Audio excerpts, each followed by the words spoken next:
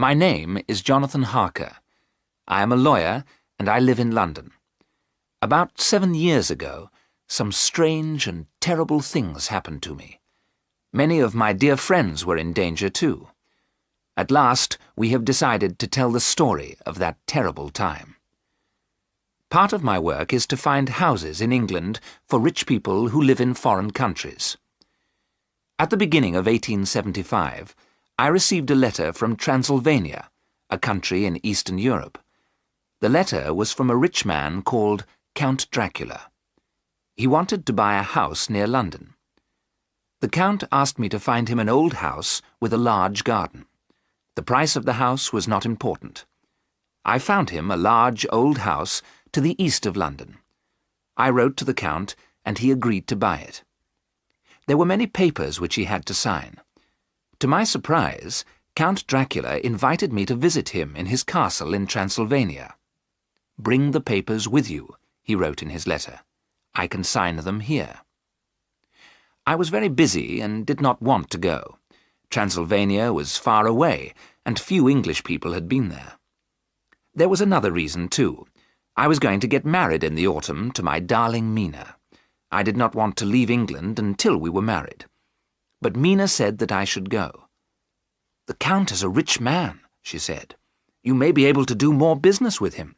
You can travel most of the way by train. In 2 weeks you will be home again." So I accepted Count Dracula's invitation. I left England at the end of April. Mina gave me a book about Transylvania to read on the train. On the morning of the 4th of May, I reached Bistritz, a small town in Transylvania. It was a beautiful day. The sun was shining on the great Carpathian Mountains. Somewhere, high up in those mountains, was Castle Dracula, where the Count lived. The coach from Bistritz would take me to the Borgo Pass. There, the Count's carriage would meet me. The coach left from the inn in Bistritz at 3 o'clock. I had 6 hours to wait. I decided to have a meal. Nobody in the inn spoke English, but the innkeeper spoke some German. He welcomed me, and I was soon eating a good meal. The inn was very crowded. I watched all the people in their brightly coloured clothes. They were speaking in languages I could not understand. I drank some more wine and called to the innkeeper. "What can you tell me about Count Dracula?" I asked him. "Have you ever seen his castle?" The innkeeper walked away without answering my questions. All the people in the inn stopped talking. They looked at me in fear and surprise. Then they all began to talk at the same time. I heard the name Dracula and another word repeated several times. I looked at my dictionary. They were saying the word vampire. Where had I read the word before? I opened the book that Mina had given me. "There are many old stories about the vampires of Transylvania," I read. "Vampires are men and women who never die. Vampires have long, sharp teeth. They bite the throats of living people. Then they drink their blood. Everyone in Transylvania fears vampires. People often wear a cross to keep themselves safe." I shut the book quickly. Did people believe these stories? It was time for me to leave. I paid for my meal. Then I walked outside and got into the coach. There was a crowd of people outside the inn. Suddenly the innkeeper ran forward and spoke to me through the coach window. "Must you go to Castle Dracula?" he said. "Do not go to that terrible place." "I have important business with the Count," I answered. "Then take this," the innkeeper said, "and may God help you." And he put a gold cross on a chain into my hand. As the coach began to move, strange thoughts went through my mind. Who was this man I was going to meet? Did Count Dracula have strange powers? I could not believe it.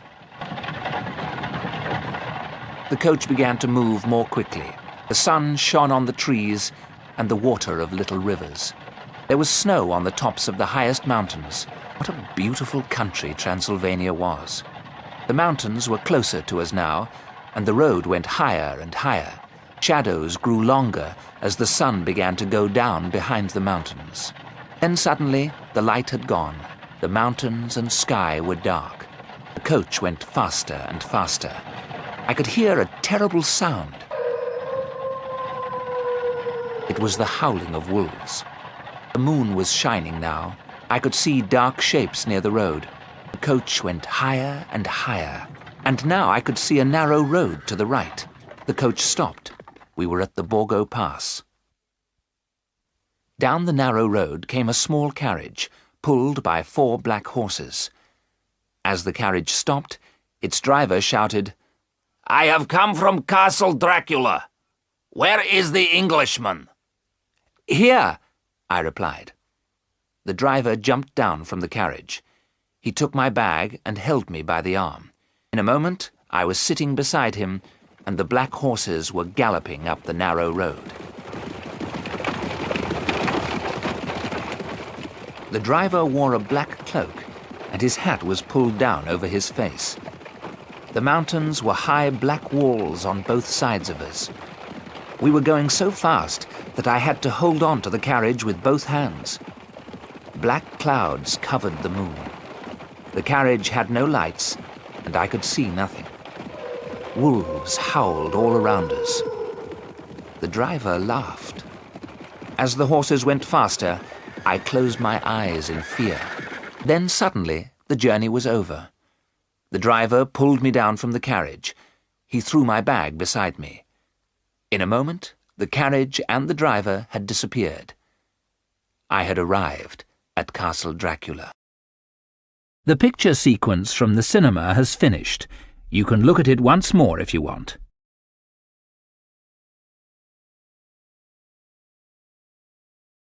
I looked up at the high castle walls. There were no lights in any of the windows. In front of me was a great wooden door. As I stood there, I heard the door being unlocked. It opened slowly. A very tall old man was standing there. He held a lamp in his hand. His hair and face were white, and he was dressed in black. He held his lamp up high and said, "Welcome to my home. Enter Castle Dracula, Mr. Harker." As I stepped inside, Count Dracula took hold of my arm. He was terribly strong, and his hand was as cold as ice.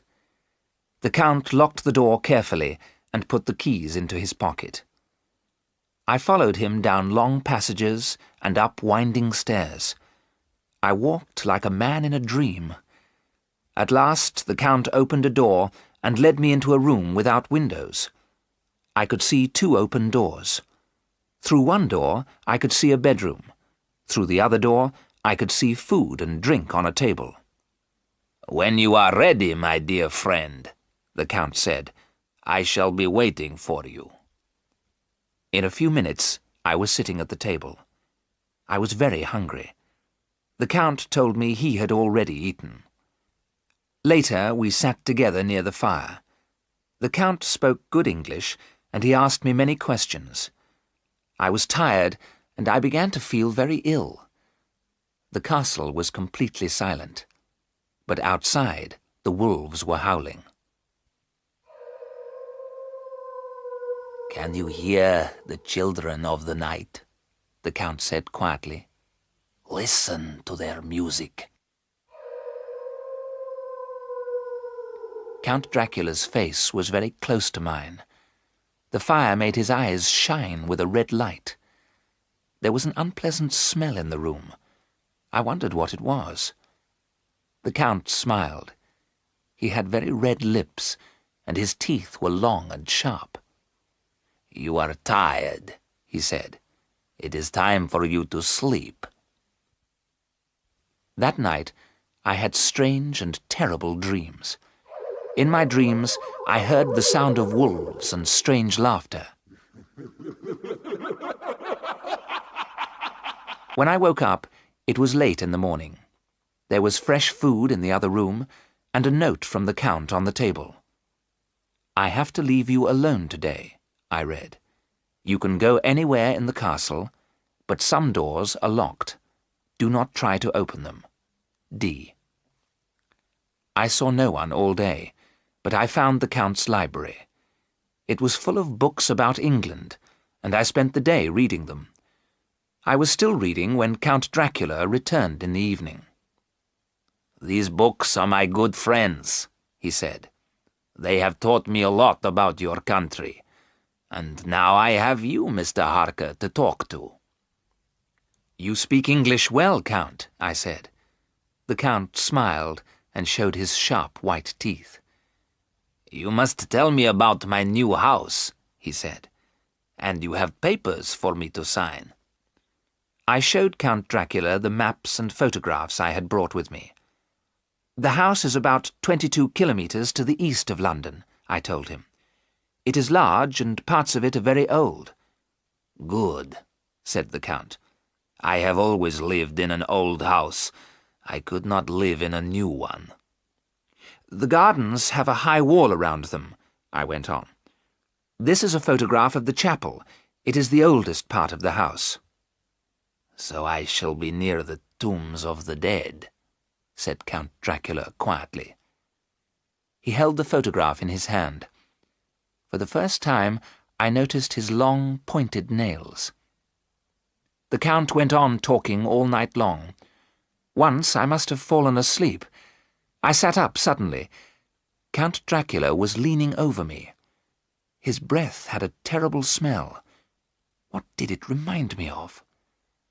As I opened my eyes, he turned away. "Well, my friend," said Dracula, "we have been talking all night. You are tired. Go to bed and sleep." But I did not sleep well. My mind was troubled. Once more I had terrible dreams. It was very early when I woke up. I decided to dress and shave. I looked round my bedroom. To my surprise, there was no mirror. Fortunately, I had brought a small shaving mirror with me. I hung it by the window and began to shave. "Good morning, my friend," said a voice behind me. I was so surprised that my razor slipped, and I cut myself. I turned. There stood Count Dracula. He had come up behind me. Why had I not seen his face in my mirror? The Count saw the blood on my face. He made a strange sound, and his hands moved towards my throat. His eyes shone with red fire. Then his hands touched the cross around my neck, and the fire in his eyes disappeared. "Take care," he said. "It is dangerous to cut yourself in Castle Dracula, and this mirror is not needed here." As he spoke, he threw my mirror out of the open window. It broke on the stones far below. The Count turned and left the room. When I went to have my breakfast, he had gone. I was by myself once again. I was very restless. I spent the day looking round the castle. Wherever I went, I found locked doors. Some windows opened, but they were high up in the castle walls. The ground was hundreds of meters below. There was no way out of the castle. Except for Count Dracula, I was completely alone. Was I a prisoner in this strange and terrible place? The picture sequence from the cinema has finished. You can look at it once more if you want. Time passed slowly. I always saw the Count at night. During the day, I sat in the library reading a book. Sometimes I walked slowly through the long passages of the castle. The papers were signed, and I was ready to leave. But Count Dracula would not let me go. Every evening he asked me more questions about England. Every evening I asked to leave, but he always smiled and would not answer. I was full of fear. The Count had a strange power over me, which grew stronger every day. I could not think clearly. Would I ever escape from Castle Dracula? Then one day I found a room with an unlocked door. As soon as I went into the room, I felt very tired. I lay down on a couch opposite the window. When I opened my eyes, it was getting dark. but the air was full of golden dust. It slowly changed into the shapes of 3 young women. They were very beautiful. I felt afraid of them, and yet I wanted them to touch me. I wanted them to kiss me with their soft red lips. My body felt heavy. I could not move. "Go on," one woman said to another. "You are the first, but he is young and strong. There will be kisses for us all." One of the women moved towards me. She smiled. Her teeth were sharp and white. I closed my eyes as she leant over me. I felt her long hair on my face. She made a strange sound and licked her red lips. Her sharp teeth touched my throat. Now, I thought, now, kiss me, kiss me. There was a sudden shout. Count Dracula had come into the room and pulled the woman away from me. "Get back! He is mine! How dare you touch him!" he cried. "Oh, you are cruel," said the woman with a terrible laugh. "Have you never been in love?" "You know I have," the Count replied. "That is why you are here. Wait a little longer. You will have your chance." I must have fainted. When I woke again, I was in my own room. It was daylight. The sun was shining brightly. I could see the gold cross on the table where I had left it. It was now the 19th of May. I stayed near my room all day. When I saw the Count in the evening, it was difficult to hide my fear, but he smiled as usual and said, "My dear Mr. Harker, I am happy to have you as my guest, but I know you want to see your Mina again." The Count put some paper and 3 envelopes on the table. "The post in Transylvania is not good," he said. "But write what I tell you, and Mina will get your letters." He told me what to write. He made me put dates on the letters. The last letter was dated the 29th of June. What could I do? I was terribly afraid. I wrote down the Count's words. In the last letter, I told Mina that I had left the castle and was on my way home. I knew then that Count Dracula meant to kill me. But not yet. It was 6 weeks until the 29th of June. I had 6 more weeks to live. The days went by. I was Dracula's prisoner, and he... What was he? Would I ever know the truth about him? Then it was the 29th of June. That night, Count Dracula spoke to me. "My dear friend, you and I must part. Tomorrow I must go to England. Perhaps one day we shall meet again." What did he mean? I had to find out the truth. I decided to follow Dracula to his room. He went in and locked the door behind him. I heard a window open. I looked out of a window in the passage. I could see the window of the Count's room. As I watched, Dracula came out of the window and moved down the wall, head first. His black cloak looked like the wings of a huge bird. In the bright moonlight, I watched him move down the wall and out of sight. I had to think. I had to make a plan. I went back to my room and looked again at my book about Transylvania. Vampires always hunted and killed at night. Sometimes they became animals, but during the day, vampires lost their strange powers. I had never seen Count Dracula during the day. If I went to his room in daylight, perhaps he could not harm me. Perhaps I could take his keys and escape at last. All night, I waited by the window in the passage. At dawn, Count Dracula returned. When the sun was high in the sky, I climbed out of the window. I moved carefully down the wall and across to the Count's open window.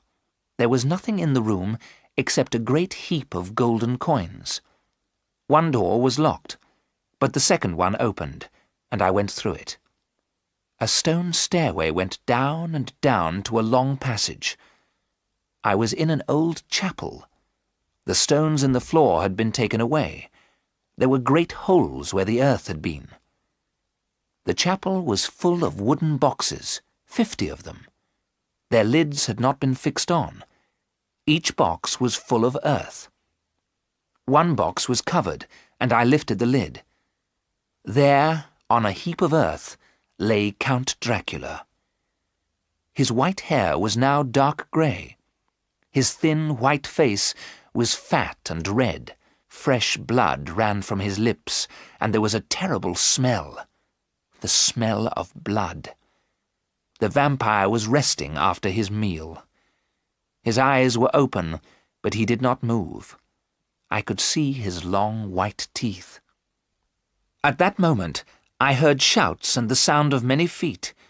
I ran back through the door and into the passage. The door closed behind me. I stood there, listening. The chapel was full of men. They were hammering down the lids of the boxes. Then I heard them pulling the boxes along the ground. A door was shut and locked. Count Dracula was on his way to England, and I was locked inside his castle. I ran down the passage, up the stone stairs, and back to the Count's room. I put some of the gold coins in my pockets and ran to the open window. The ground was many meters below. With a prayer to God, I climbed out of the window and moved slowly down the wall. The picture sequence from the cinema has finished. You can look at it once more if you want. In England, Mina was waiting for Jonathan Harker to return.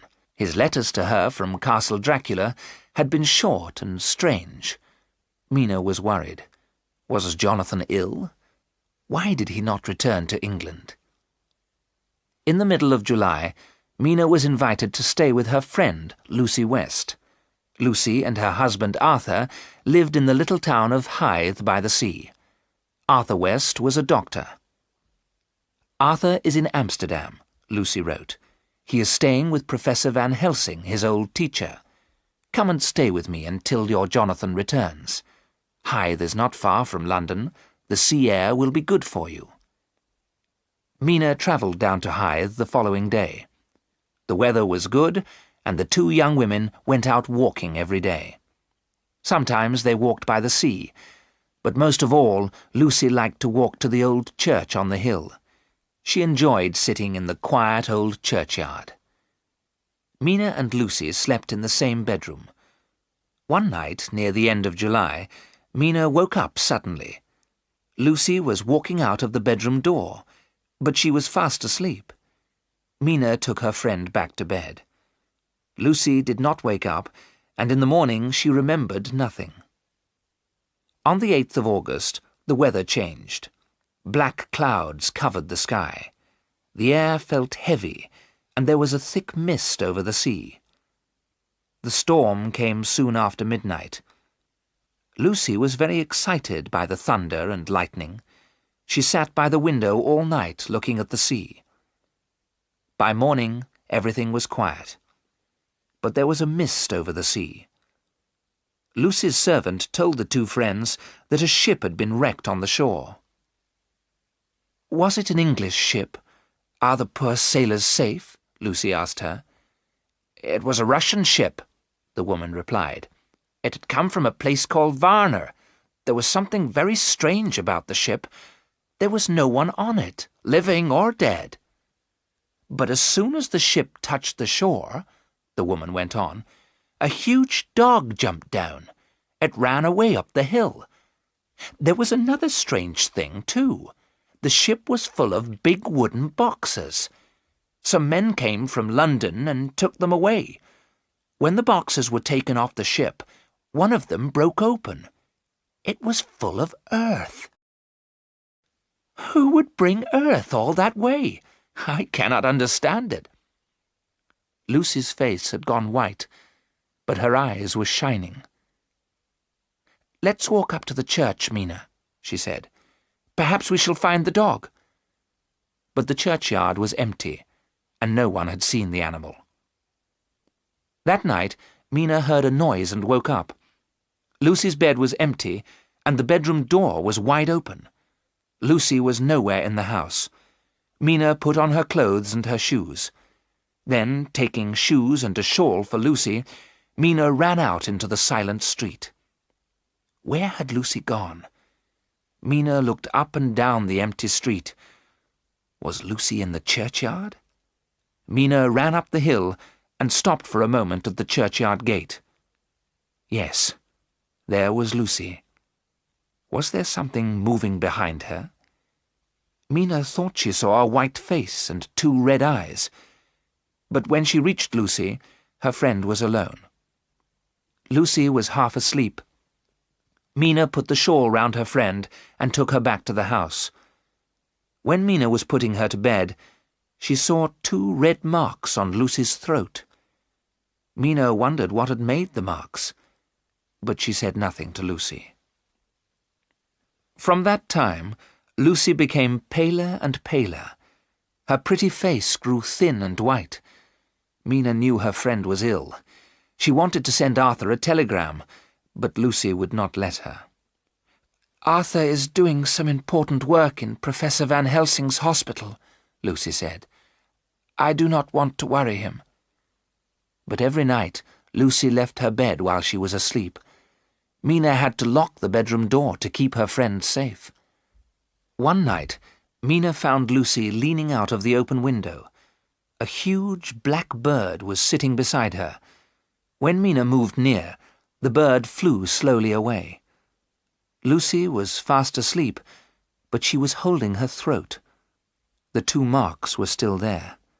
They looked very red and painful. Then, on the 19th of August, Mina received a letter from a hospital in Budapest. "Oh, Lucy! Jonathan is safe!" Mina cried. "He has been very ill, but now he is asking for me. I do not want to leave you. You are not well, but I must go to Budapest." "Of course, my dear," Lucy said. "You must go to Budapest." Mina travelled by train to Budapest. It was a long journey. At last she was able to hold her dear Jonathan in her arms. How thin and pale he was. "Why didn't you tell me you were ill?" Mina asked. "What happened at Castle Dracula?" "I cannot talk about Castle Dracula now," Jonathan whispered. "Terrible things happened there. Was I ill or mad? I don't know.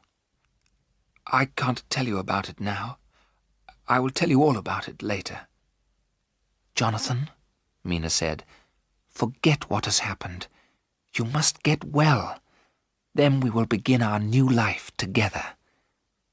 "Yes," Jonathan whispered, "but we will get married at once. I will never leave you again." Mina and Jonathan were married on the 1st of September in Budapest. They did not reach England until the 18th of September. The weather in London was fine and warm. Mina and Jonathan drove slowly through the city in the early evening. The streets were full of happy people. Suddenly Jonathan gave a terrible cry. "My God, look!" he said. "It is the Count!"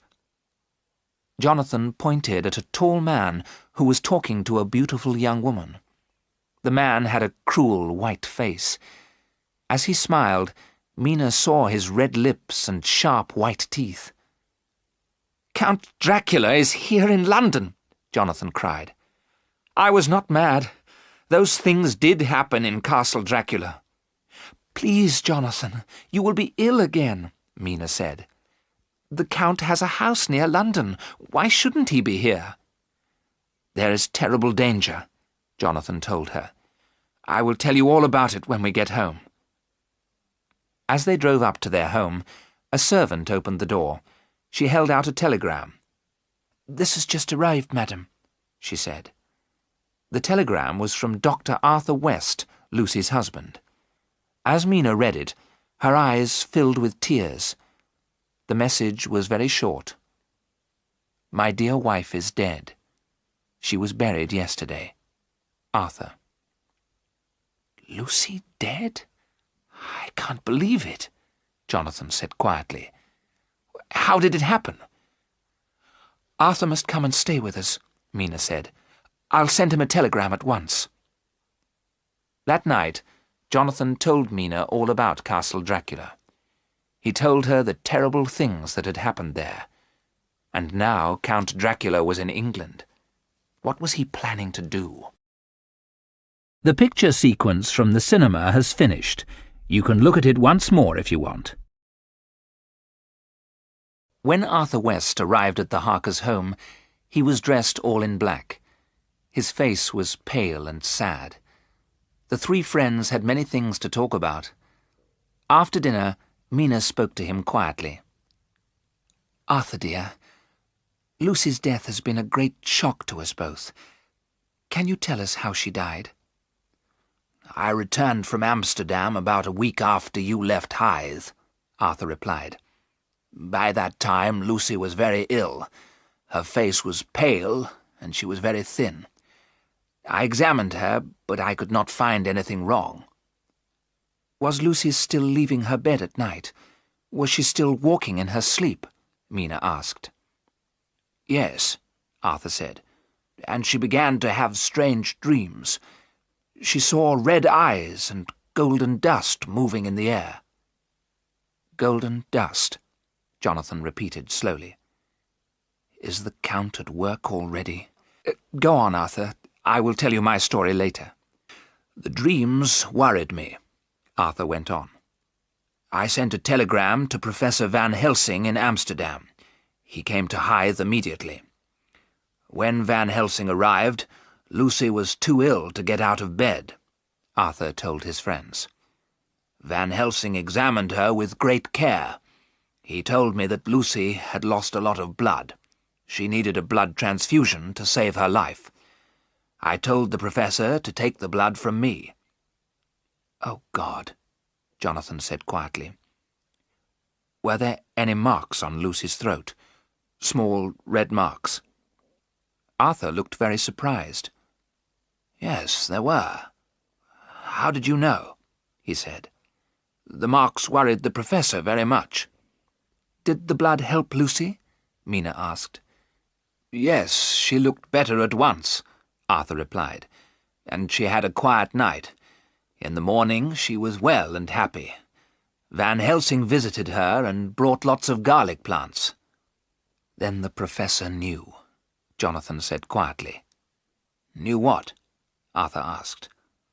"The garlic had a very strong smell, but Van Helsing put it all round our bedroom. Then he twisted some of the white flowers together and put them around Lucy's neck." "Why didn't the garlic keep Lucy safe?" Jonathan said. "I cannot understand it." Arthur told his friends the rest of the story. Van Helsing stayed in Hythe for a few days. Slowly, Lucy grew stronger. One night, Arthur went out to visit a sick child. Van Helsing was in the library reading. Lucy was sleeping in her room. The garlic flowers were round her neck, and she looked very beautiful. The bedroom window was shut. "I was away for several hours," Arthur went on. "It was morning when I returned, but the house was silent. I went into the library. Van Helsing was sleeping in the chair. I called his name, but he did not wake. Suddenly I was afraid. I ran upstairs and into our bedroom. The window was broken. There was glass all over the floor. Lucy lay on the bed with her eyes closed. She had pulled the garlic flowers away from her neck." Arthur stopped talking. There were tears in his eyes. After a few moments he went on. "I ran to get Van Helsing," Arthur said. "I called his name many times before he woke. Then he hurried with me to Lucy's bedroom. When Van Helsing saw Lucy, he told me she was dying. The marks on her throat had gone. Van Helsing said we must wake Lucy immediately. She must not die in her sleep. At that moment, Lucy opened her eyes. She looked at me and smiled. Then she spoke to me. Her voice was slow and strange. She told me a man had come to the window. He had called her again and again. She had opened the window and asked the man to come in. Lucy took hold of my hand. Her fingers were as cold as ice. Lucy asked me to kiss her. But as I leant over, Van Helsing pulled me away. Then Lucy's face became angry. Her eyes were cruel. She was ugly. Arthur covered his face with his hands. "It was terrible," he said. "She did not look like Lucy at all." "Poor Lucy," Mina said, and she held Arthur's hand. "Did the poor girl die peacefully?" "Yes, thank God," Arthur replied. "When she opened her eyes, she was beautiful again. But Van Helsing would not let me kiss her lips, so I kissed her hand and her long black hair. Then she died. Dear Lucy is at peace now." "Is she at peace?" Jonathan said slowly. "Has the professor gone back to Amsterdam?" "Yes, he has," Arthur replied. "But he said he would return if anything happened to Lucy. I did not understand him. Lucy is dead."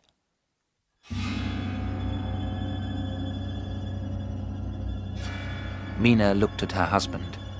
Their eyes were full of fear. Had Dracula been drinking Lucy's blood? Was she a vampire too?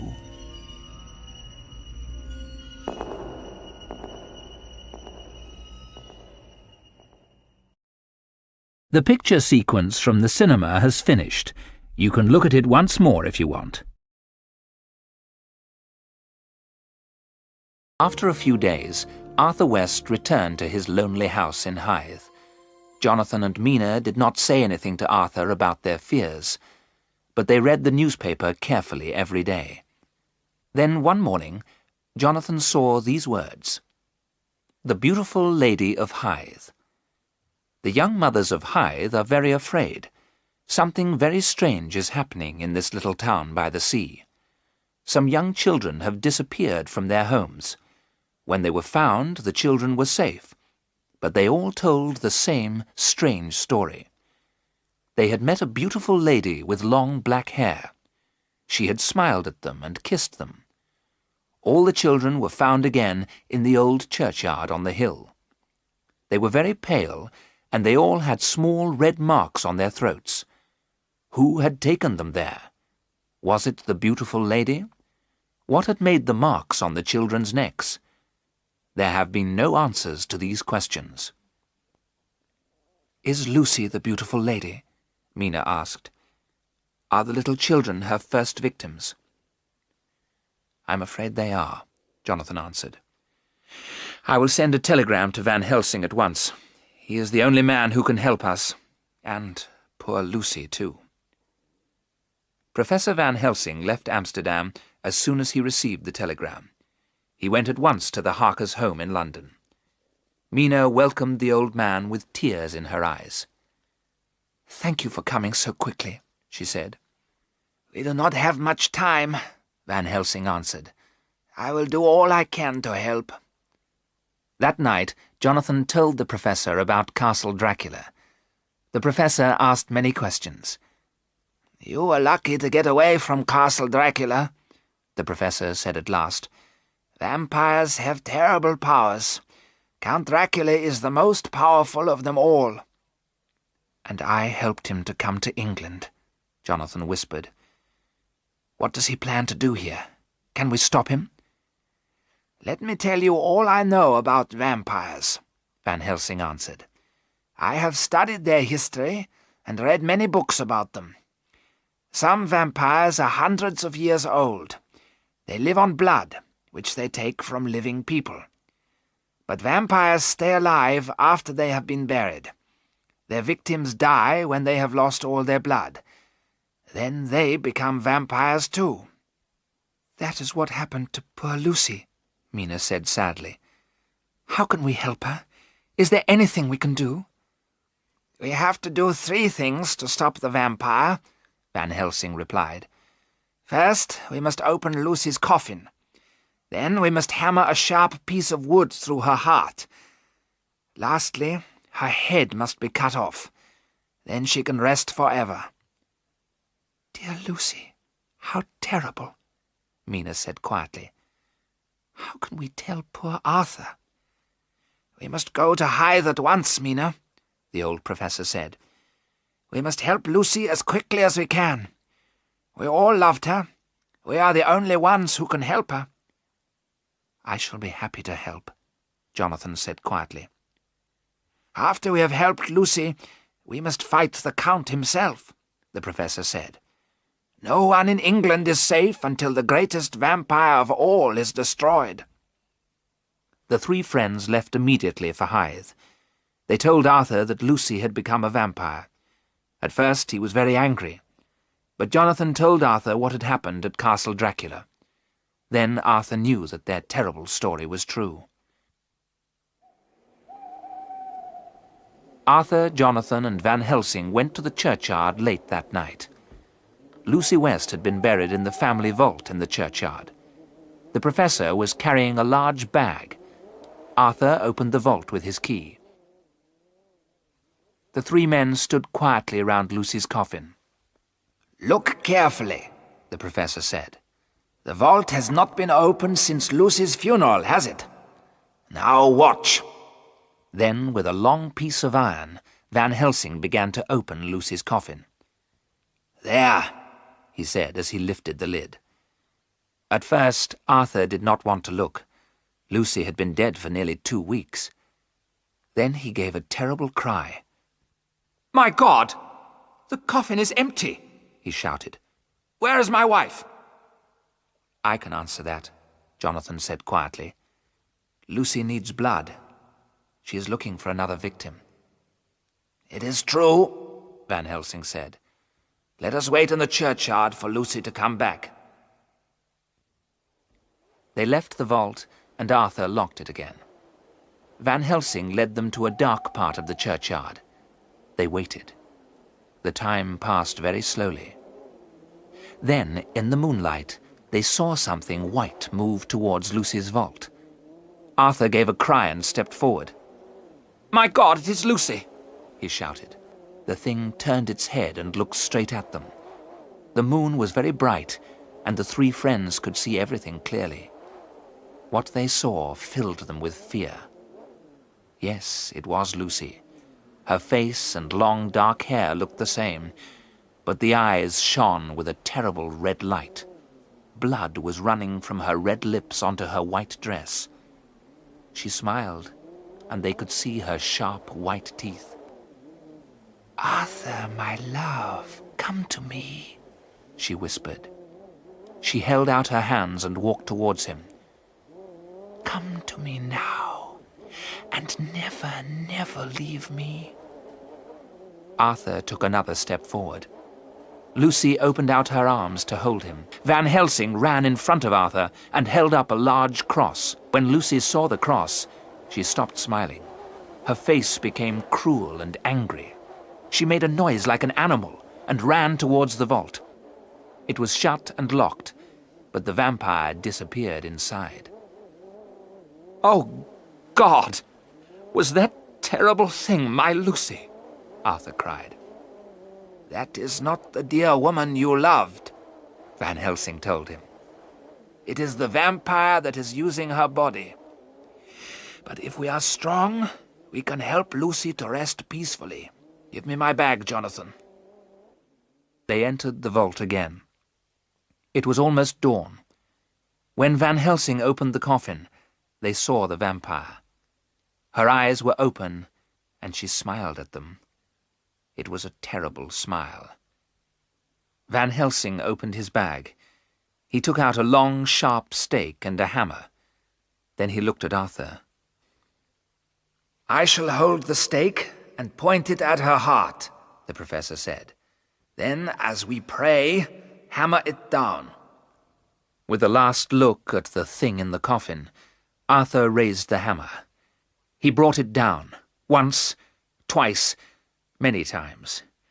Terrible screams came from the vampire's blood-covered lips. The white dress became red as the stake went into Lucy's body. They all prayed. At last, the thing in the coffin stopped moving. Arthur dropped the hammer and almost fainted. "Look," Van Helsing said. "Now she is at peace." There, in the coffin, lay Lucy. She was dead and at peace. All the blood had gone, and there was a beautiful smile on her face. "Now you can kiss your wife," Van Helsing said. Arthur kissed Lucy once on the lips. Then he turned and left the vault. Van Helsing and Jonathan worked together. They cut off Lucy's head. Then they closed the coffin lid and hammered it down. When they left the vault, it was daylight. Birds were singing and the air was warm. "We have begun our work," Van Helsing said to Jonathan and Arthur, "but we have not finished it. Now we must find Count Dracula. We must destroy him forever." The picture sequence from the cinema has finished. You can look at it once more if you want. After they had left the vault, the friends slept for several hours. Then, later in the day, they met to make their plans. "We are all in danger," Van Helsing said. "Dracula must know that he has enemies in England. He will soon find out what we are doing. Then he will attack us." "Why don't we attack him first?" Arthur cried. "We must go to his house together. Where is his house, Jonathan?" "I can't remember," Jonathan replied slowly. "It's very strange. I think Dracula has made me forget. All the papers about his house are in my office in London." "Then let us all go back to London quickly," said Van Helsing. "We must find out where Dracula is hiding. It will be safer if we are all together. The vampire is very powerful." They went to London, and Jonathan hurried to his office. But he could not find the papers. They had all been taken. He returned home at once. He told the others what had happened. "Dracula has taken the papers," Van Helsing said. "He knows he is in danger. He knows we are his enemies. But vampires have no power during daylight. In daylight, Dracula rests in one of the boxes from Transylvania. They must be in his house." "But where is his house?" Mina cried. The old professor thought for a moment. Then he looked at Jonathan carefully. "If you agree, I shall hypnotize you," he said. "Then you may remember where Dracula's house is." "Yes, I agree," Jonathan said. "Do what you can, Professor. I am ready." Van Helsing sat opposite Jonathan and spoke to him quietly. The young man's eyes closed. He began to breathe more slowly. "Count Dracula has a house near London. Where is it, Jonathan?" the professor asked. Jonathan answered in a slow, clear voice. "The Count is living to the east of London," he said. "His house is very big and very old. There is a high wall round it." "How did you get there, Jonathan?" asked Van Helsing. "The nearest railway station is about a mile away from the house." "What is the name of the station, Jonathan?" Van Helsing asked. "It is difficult to remember. There is a mist in front of my eyes. Now the mist is going. The name is Purfleet. The mist is coming back, a golden mist. I can see red eyes. They are looking for me." "Wake up, Jonathan," the professor said quickly.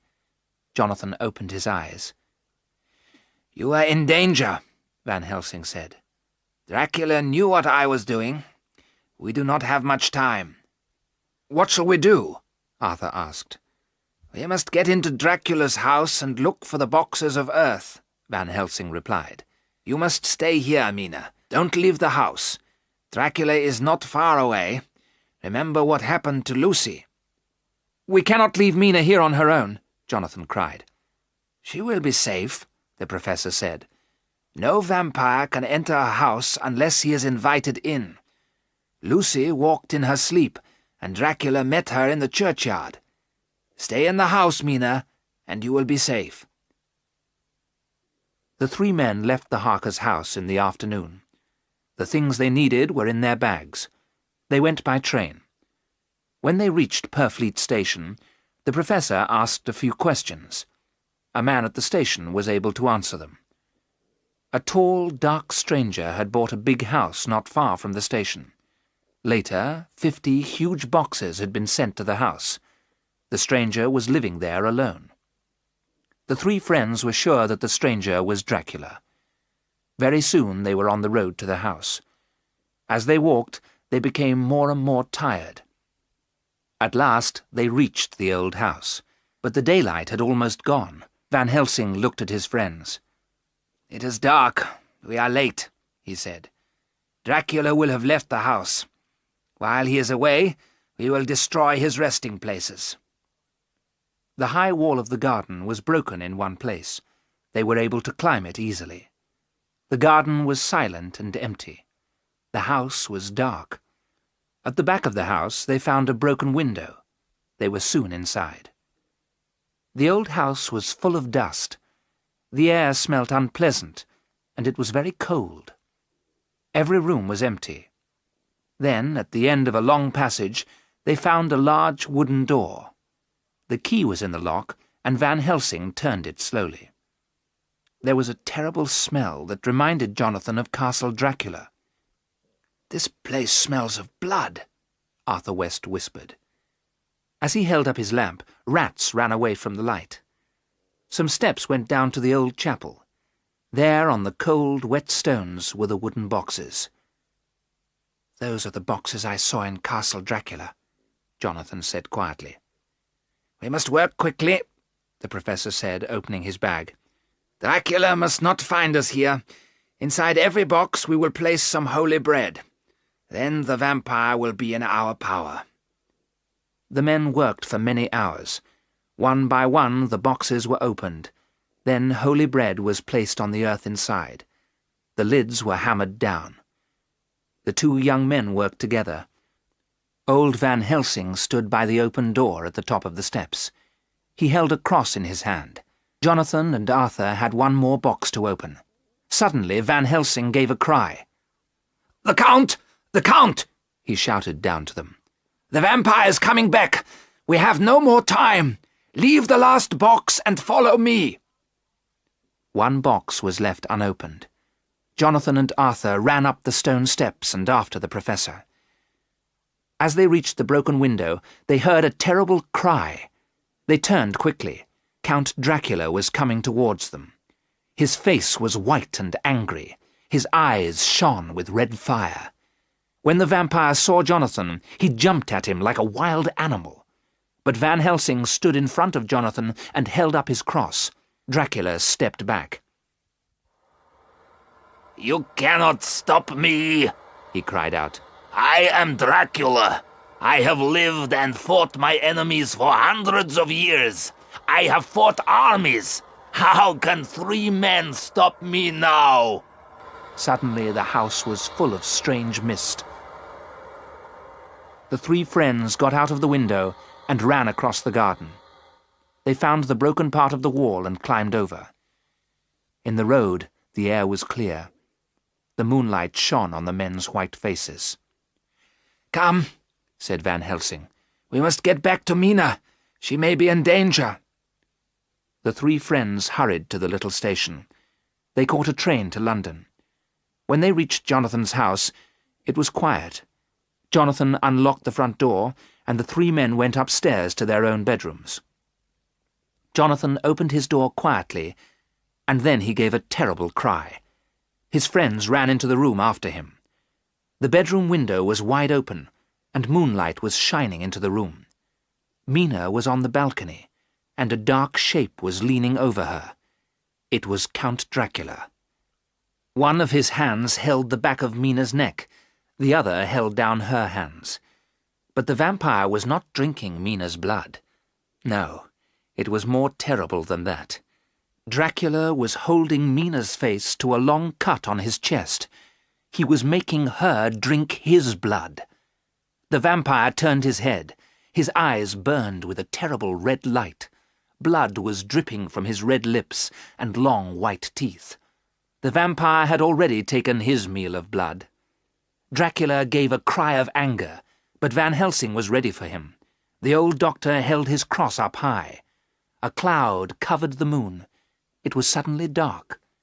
When the moonlight shone again, Dracula had gone. A little golden dust moved over the balcony. Poor Mina was almost mad with fear. When she saw Jonathan, she began to cry and cry. Van Helsing carried Mina back to the bed. Then he washed the blood from her face and neck. "My dear Mina," the old man said, "you are safe now. Can you tell us what happened?" "Oh, Jonathan, why did you leave me?" Mina cried. "I thought you were safe," Jonathan answered as he held his wife's hands. "I was asleep," Mina said. "I was dreaming. I saw a cloud of golden dust. I saw eyes burning with red fire. Something woke me. It was the sound of a child crying. When I got up, I saw something moving in the garden. I opened the window and walked out onto the balcony. Then suddenly, he was standing beside me. I saw his red eyes, his cruel mouth, and his long white teeth. I knew it was Count Dracula. He smiled and said, 'Nothing can help you now. You are in my power.'" Mina covered her face with her hands. "Then he put his lips to my throat and drank my blood," she whispered. "I could not stop him. And now I have drunk his blood. I am a vampire too." "No, no!" Jonathan cried. "It is the truth," Mina replied. "I have drunk the Count's blood, and I am in his power. I must do what he wants, even if I harm you, my husband." Then Mina looked at Van Helsing with tears in her eyes. "The vampire has won," she said. "No!" Van Helsing cried. "He is afraid. I am sure of it. He cannot stay in England now. He will use the last box to return to his own country. Sleep now, Mina. You must rest." But Mina went on speaking. "I have drunk the Count's blood, and I am in his power," she said. "But perhaps we can use this power to destroy him. Hypnotize me, Professor, before dawn. I think I can tell you what the vampire plans to do." Van Helsing sat down beside Mina and moved his hand before her face. Her eyes closed. "Where is Count Dracula? What does he plan to do?" Van Helsing asked. "It is dark," Mina replied. Her voice was slow and clear. "I can hear moving water. Oh, the vampire's power is strong. But I hear a ship and men shouting. The ship is ready to leave. There is a mist. Darkness. I cannot tell you any more." In a few minutes, Mina had opened her eyes. "We have won," Jonathan told her. "The vampire is leaving England. We are safe now." But Professor Van Helsing shook his head sadly. "Have you forgotten? Mina has drunk the vampire's blood. He has drunk hers. If Mina dies before Dracula is destroyed, she will be a vampire forever." The picture sequence from the cinema has finished. You can look at it once more if you want.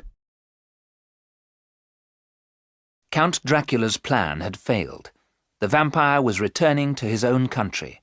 In Transylvania, he would be safe.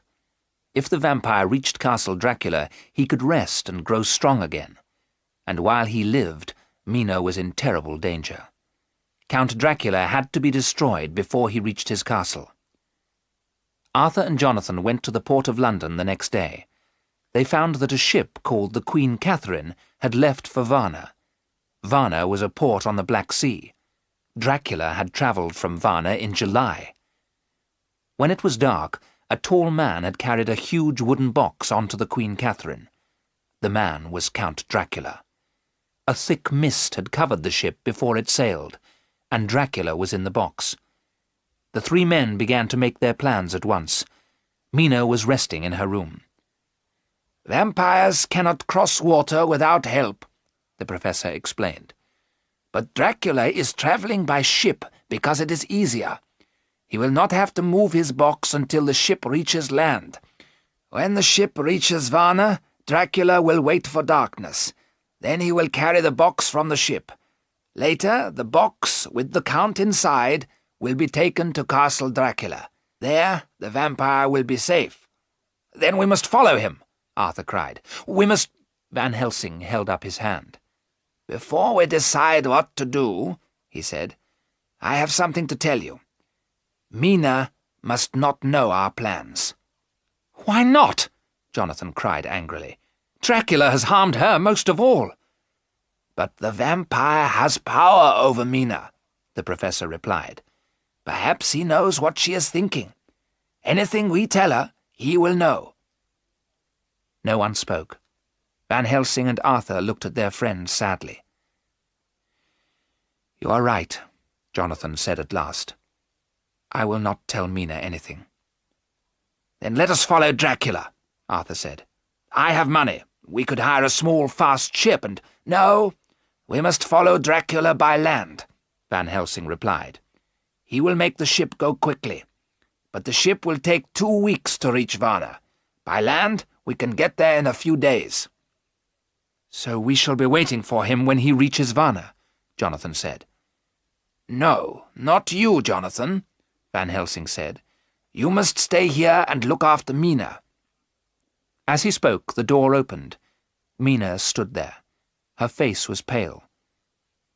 "No one will stay here to look after me," she said. "I am going with you." "You will be in great danger if you come with us," the professor said. "The nearer you are to Dracula—" "I know the danger, Professor," Mina replied. "If Dracula calls me to him, I shall have to go. But you can hypnotize me. Then I can tell you where the Count is." The professor smiled. "You are right, dear Mina," he said. Mina held Jonathan's hand and looked at her friends. "Every day Dracula has more power over me," Mina said. "If his power becomes too strong, you must kill me." At last the three men agreed. "Thank you," Mina said quietly. "Remember, if I become a vampire, I shall be your enemy too." In the second week of October, the four friends began their journey across Europe. They took the fastest trains, and in a few days they were in Varna. Professor Van Helsing hypnotized Mina every day. He hypnotized her before dawn and before darkness came. Dracula's power was not as strong then. Mina always said the same words. "Everything is dark. I can hear the wind. I hear the sound of moving water." So the friends knew that Dracula had not left the ship. They stayed in Varna waiting for news. More than a week passed. Every day Arthur went to the port. He asked if the Queen Catherine had arrived. Then, at last, news came. When Arthur told the others, his face was white. "The Queen Catherine arrived at Galatz at 1 o'clock today," he said. "My God, what shall we do?" Jonathan cried. "Where is Galatz?" Mina looked at her map. "Galatz is a port on the river Danube," she said. "It is more than 200 kilometers away." "We must get a ship," Arthur said. But Jonathan did not agree. "I think we should go by train," he said. "What will Dracula do?" Mina asked slowly. "Will he go to Castle Dracula by water or by land? It is nearly sunset," she went on. "Professor, hypnotize me. I shall tell you what I can." Van Helsing did as Mina asked. At first she could not answer his questions, but at last she spoke. "I hear the sound of water. The water is moving fast. I hear birds singing. It is dark, dark. I cannot tell you any more. His power is too strong." The picture sequence from the cinema has finished. You can look at it once more if you want. The friends took 2 days to reach Galatz. They were nearer to Dracula now. Mina was pale and ill. Sometimes she could not answer Van Helsing's questions. The professor took Mina to a hotel to rest. Arthur and Jonathan tried to get news of Dracula. They soon returned. Dracula's box was on a fast boat. The vampire was travelling up the river Seruth. The river Seruth went high up into the Carpathian Mountains. Castle Dracula was 20 kilometres from the river. "We must stop Dracula before he reaches the castle," Van Helsing told them. "In his tomb, the vampire will be safe, and then Mina will be in his power forever." "We must go up the river after him," Jonathan said quickly. "You and Arthur must do that," the professor replied. "Mina and I will go by land to Castle Dracula. We will get there before the vampire. I will put holy bread in Dracula's tomb." On the 23rd of October, Mina and Van Helsing went by train to Veresti. At Veresti, the professor bought a small carriage and 4 fast horses. It was winter, and it was very cold. Wolves were near, and they howled day and night. Professor Van Helsing hypnotized Mina every day. She always said the same words. "It is dark. It is dark. I can hear fast-moving water." Mina slept all day, and Van Helsing could not wake her. But as soon as night came, she woke up. The professor was afraid. Mina was pale and thin. Her face was changing. She was becoming more and more like a vampire. Would Mina die before Dracula could be destroyed? When they crossed the high mountains, snow was falling. At Bistritz, Van Helsing bought new horses. They reached the Borgo Pass early in the afternoon. On the right was the narrow road to Castle Dracula. The tall mountains were covered with snow. The strong wind moved the snow in the air. The howling wolves were closer now. Had Dracula sent them? The old professor was not afraid. He drove up the narrow road until it was dark. That night, Mina was very excited. Her eyes shone brightly, but she would not eat. Every day Dracula's power was stronger. The professor had made a fire. He took some of the holy bread and broke it into pieces. Then he placed the pieces in a circle on the ground around Mina. Mina was watching Van Helsing carefully. She did not move. Her face went white. "Come closer to the fire," the professor said. Mina stood up, walked a few steps, and stopped. She could not move out of the circle. Van Helsing covered Mina and himself with thick cloaks. Wolves howled, but Mina and Van Helsing were safe inside the circle.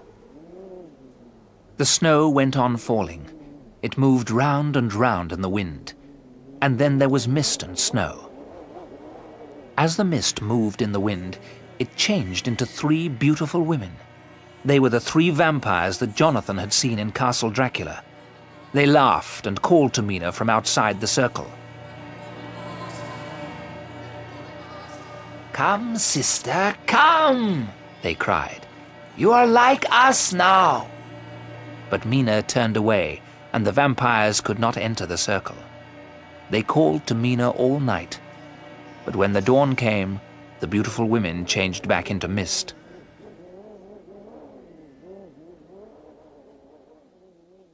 Mina slept. In the morning, the 4 horses were dead. Van Helsing made the fire as big as he could. He left Mina sleeping inside the circle. Then the old professor started to walk up the narrow road to Castle Dracula. The snow was very deep, and the wind blew into the professor's face. His bag was heavy. He was cold and afraid. He felt the vampire's power around him. Castle Dracula looked black against the white mountains. Van Helsing went on. At last he reached the terrible building.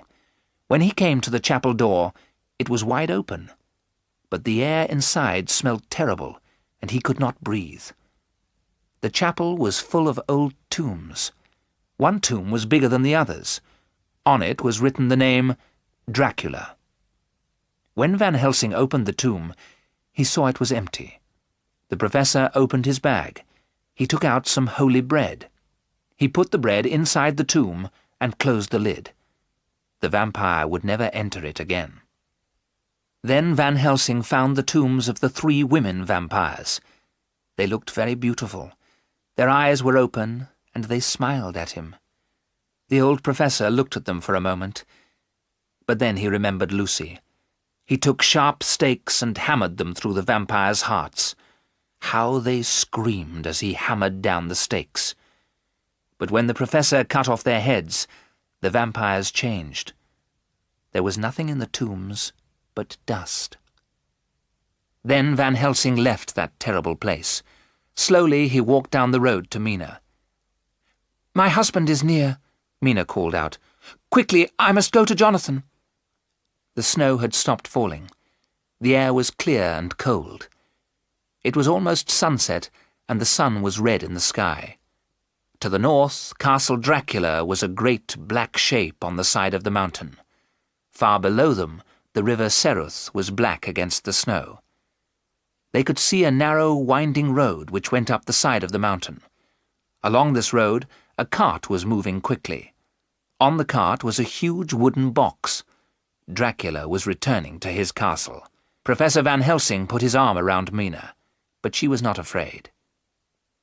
"Look," she whispered. Behind the cart were 2 men on horses. "It is Jonathan and Arthur," Mina cried, "and they are moving faster than the cart." "The sun is going down behind the mountains," Van Helsing said. "Dracula must be destroyed before the light has gone."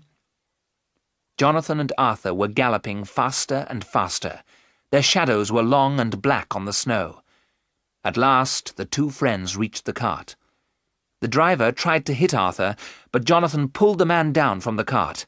They fought together for a moment, and then the man ran off, shouting with fear. The black shadows had grown longer now.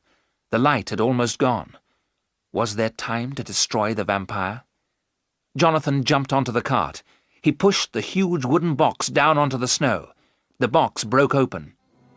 There lay Count Dracula. The last light of the sun shone onto the Count's cruel face. Jonathan's long, sharp stake was above Dracula's heart. As the stake went through the vampire's body, Dracula gave a terrible cry. Then Arthur's knife cut through the vampire's throat.